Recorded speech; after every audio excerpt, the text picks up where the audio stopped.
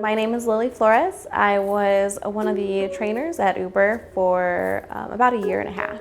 The office is located in downtown Phoenix, just a regular downtown building. So the Special Investigations Unit handles anything from minor accidents all the way up to major accidents. They also handle things such as physical assaults, sexual assaults, very serious issues that shouldn't be happening while using the Uber platform.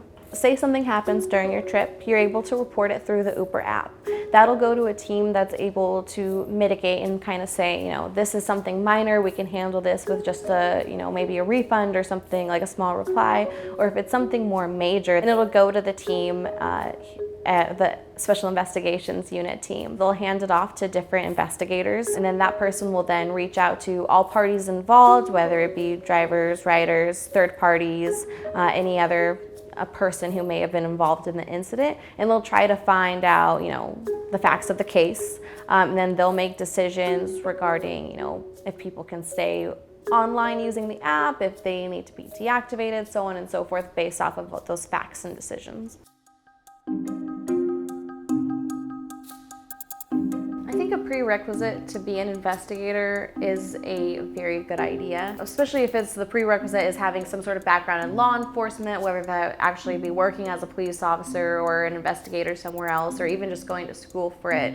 Just because we do have a small window to get somebody from their first day to talking to people on the phone. People with investigative backgrounds are qualified to do this job, not just any person off the street.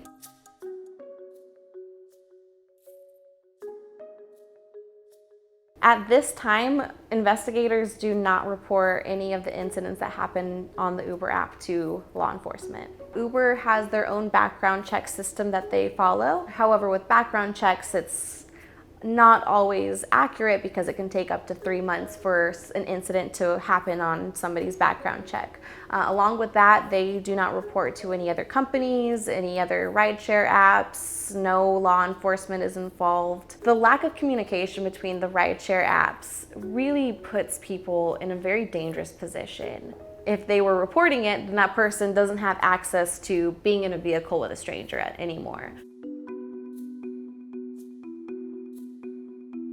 There's about 7 different what they call case types.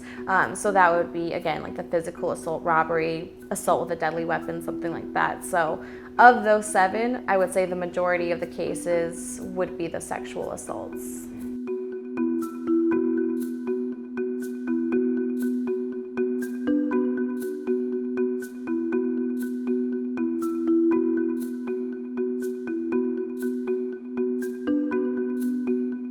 The worst possible outcome for a driver partner or a rider is to be deactivated from the Uber app. That will only happen under a few different circumstances. One, if this is maybe the second or third report of a similar incident happening to or from that person. Another one would be is if we have actual corroborative evidence with maybe videos or pictures or police reports, anything of that nature. And the third possible way for somebody to be deactivated is if they actually admit to the incident.